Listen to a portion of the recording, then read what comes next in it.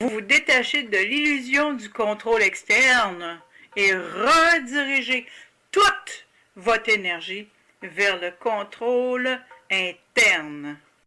Comment devenir intouchable sans devenir froid? Par Carl Jung.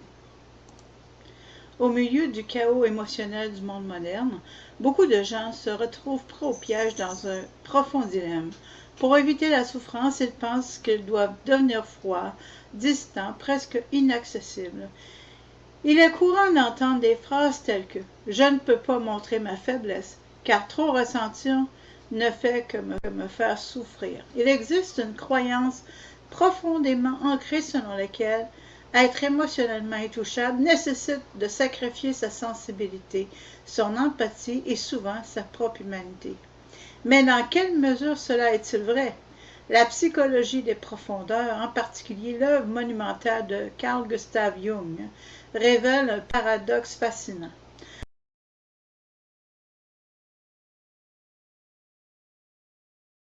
Comment se comporter dans la matrice en se détachant de la souffrance et du passé? Voici un résumé de mon travail que j'ai fait ce matin et je vous le partage. Maintenant, si vous voulez que j'explique davantage, il va falloir me faire savoir que vous êtes intéressé par des actions concrètes. En souscrivant à ma chaîne et en commentant sous ma vidéo. Autrement, bien, je vous partagerai mes résumés comme je viens de le faire et on verra pour la suite des choses. Merci à l'avance de votre compréhension et bonne continuité. Donc, voici. Premièrement, chaque esprit puissant se construit dans la solitude. Le détachement, là, je fais tout de suite une parenthèse.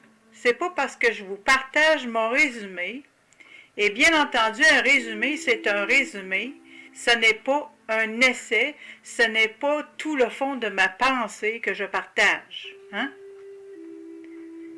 Fait que si vous avez des questions, ben il faut agir sur ma chaîne. Puis à partir de là, ben on travaillera ensemble. Je reprends. Premièrement, chaque esprit puissant se construit dans la solitude. Le détachement ne consiste pas à s'isoler. Il s'agit de refuser de se noyer dans les émotions de personnes qui ne portent pas les conséquences de votre vie. Deuxièmement, coupez les fils qui vous contrôlent. Chaque être humain se promène attaché à des fils invisibles. Troisièmement, la neutralité émotionnelle. L'arme des inébranlables. Quatrièmement, se détacher de la douleur. Transformer les blessures en armes.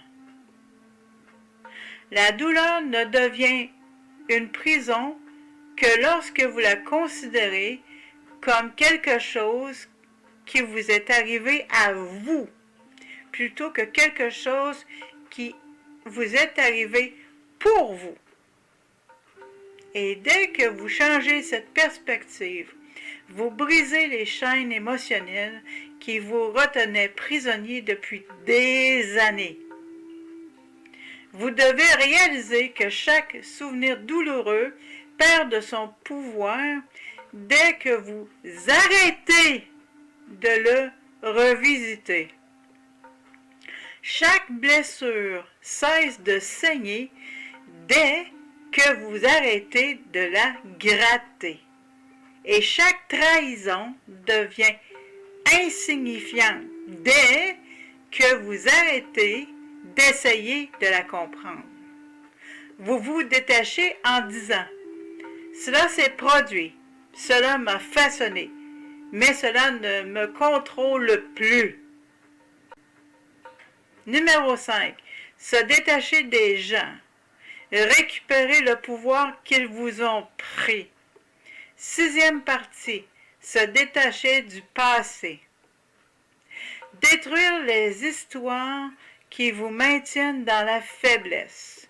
Se détacher du passé exige un niveau de précision intérieure et d'honnêteté impitoyable que la plupart des gens évitent toute leur vie, car cela vous oblige à affronter la vérité que tout ce que vous continuez à ressentir, à craindre, à rejeter ou à quoi que vous vous accrochez depuis hier ne survit que parce que vous continuez à l'alimenter avec votre attention, vos émotions et vos répétitions mentales.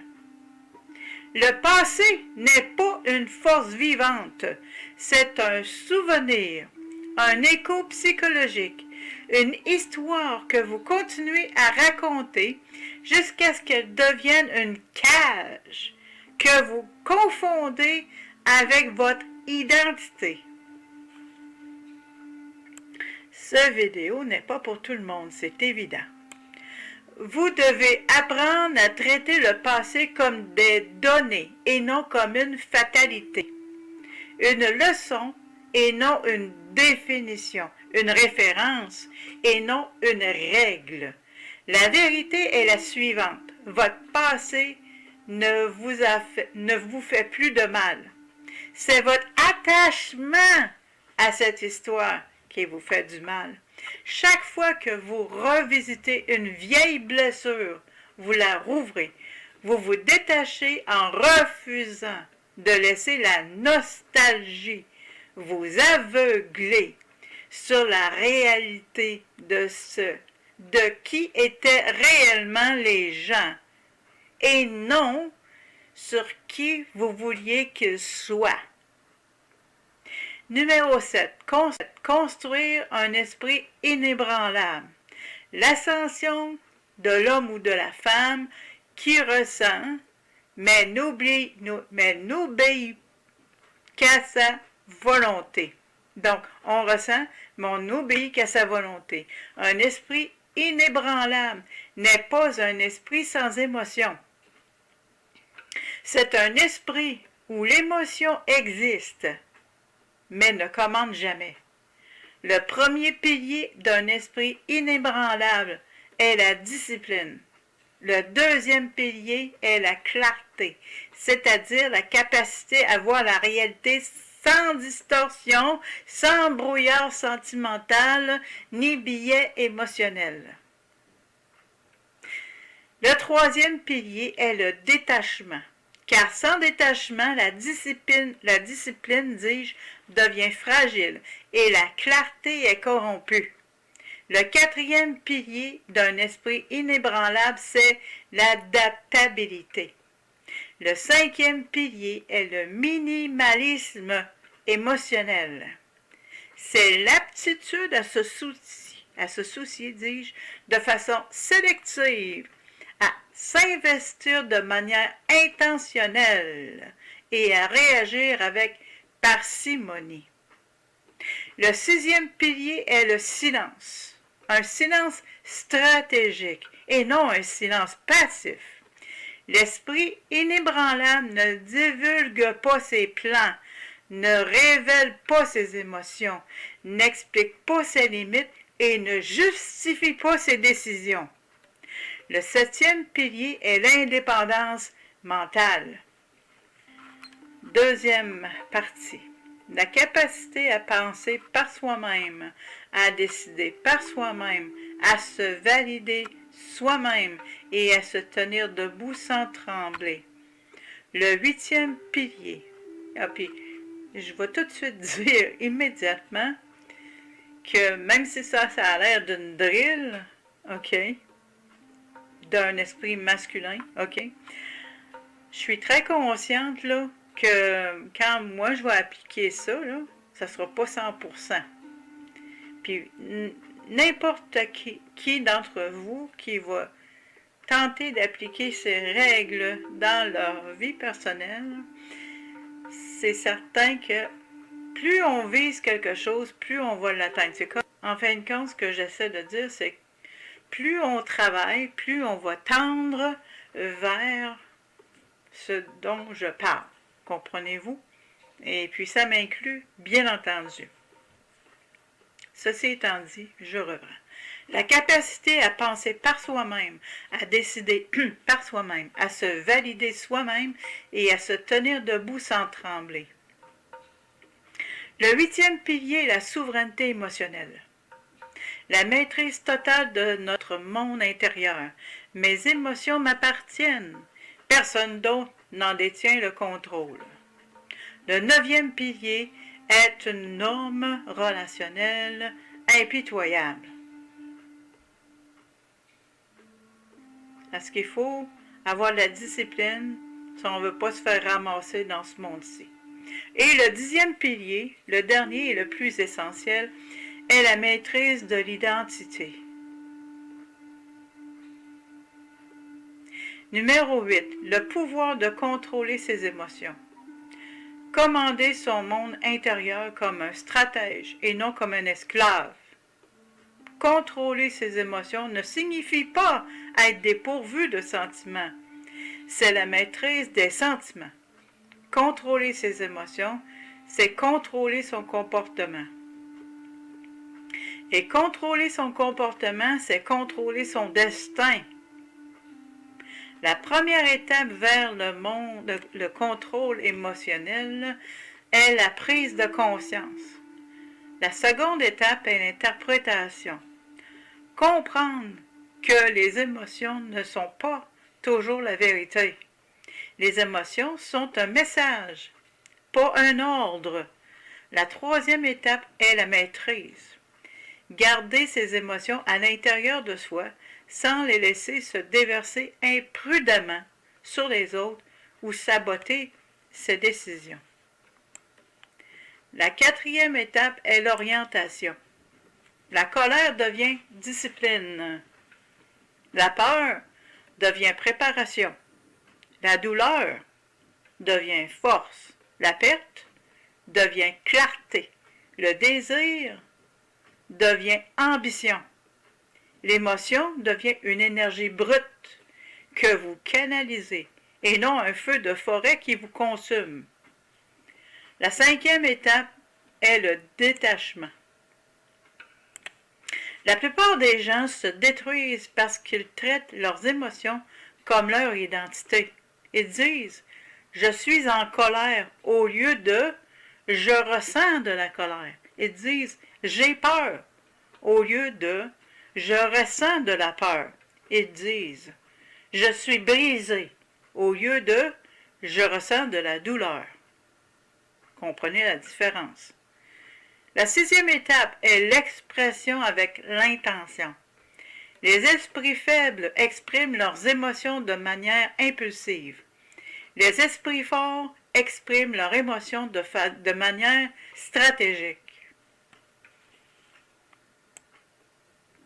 La septième étape est le respect de soi. La huitième et dernière étape est l'intégration. Les gens commenceront à dire que vous êtes froid, sans émotion, détaché. Mais en réalité, vous n'êtes tout simplement pas contrôlé par les forces qui les contrôlent. Vous ressentez tout. Ils ne le voient tout simplement pas. Vous réfléchissez profondément. Ils ne l'entendent tout simplement pas. Vous choisissez vos réponses. Ils ne peuvent tout simplement pas les prédire.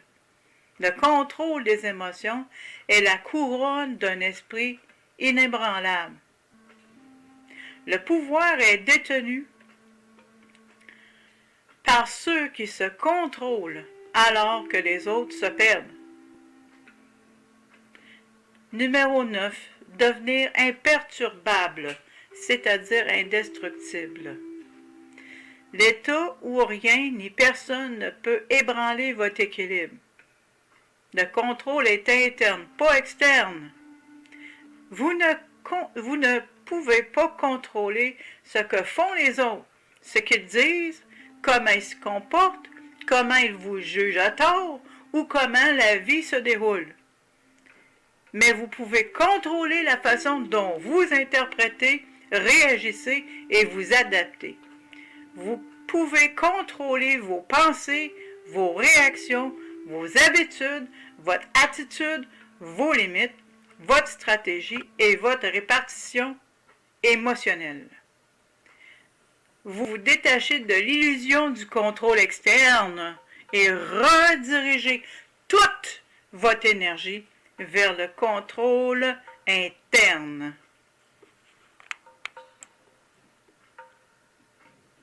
Une personne imperturbable ne craint pas l'inconnu, car elle a confiance en elle-même dans l'inconnu.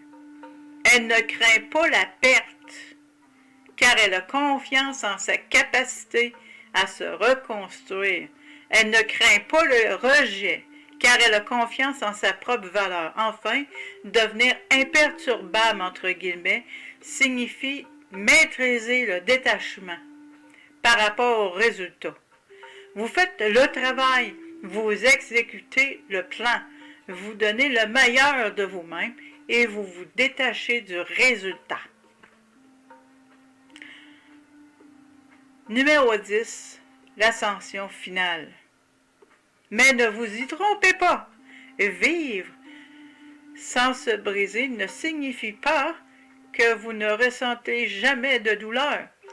Cela signifie que la douleur ne vous possède pas. Elle ne vous définit pas. Elle ne décide pas de votre histoire.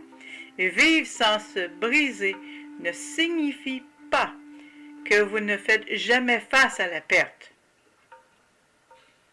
Cela signifie que la perte ne vous transforme pas en quelqu'un que vous n'êtes pas. Vivre sans se briser ne signifie pas que vous ne ressentez jamais la peur. Cela signifie que la peur ne contrôle pas votre direction. L'esprit indestructible ressent toujours, mais il ressent avec maîtrise. Il se soucie toujours, mais il se soucie de manière sélective. Il fait toujours confiance, mais il fait confiance avec sagesse. Il aime toujours, mais il aime sans se perdre. Et surtout, il continue d'avancer, toujours en avant. Peu importe qui reste, qui part, qui doute ou qui trahit. L'homme qui vit sans se briser devient une force. Et là, j'entends l'homme en général. On inclut bien entendu la femme ici. Hein? Bien que c'est mon côté masculin qui parle. En fait, je pense que c'est une intégration plutôt que d'autres choses. C'est comme j'ai expliqué tantôt. Donc, l'homme et la femme qui vit sans se briser devient une force. Baby. Silencieux, stable, autonome. Et là, il faut se rappeler la règle de grammaire que le masculin l'emporte toujours. Tu as 100 personnes, puis tu as un homme, ben, on parle au masculin. OK? Donc, silencieux, stable, autonome et impossible à manipuler. Il ou elle devient quelqu'un que les autres étudient, mais ne peuvent pas comprendre. Car il voit son sang-froid, mais pas les combats qu'il ou elle a menés pour l'acquérir. Il voit son détachement, mais pas la douleur qu'il ou elle a surmontée pour l'apprendre. Il voit sa confiance, mais pas les cicatrices qui l'ont renforcée. Et c'est là votre transformation finale. Vous vous êtes détaché déjà de la douleur et du passé. Vous avez développé la neutralité, le contrôle, la maîtrise de soi et une discipline inébranlable. Vous êtes entré dans un état où votre monde intérieur n'appartient qu'à vous. Alors voilà, ceci était un résumé et il ne faut pas penser qu'il n'y a pas du vécu derrière. En vous remerciant de votre écoute.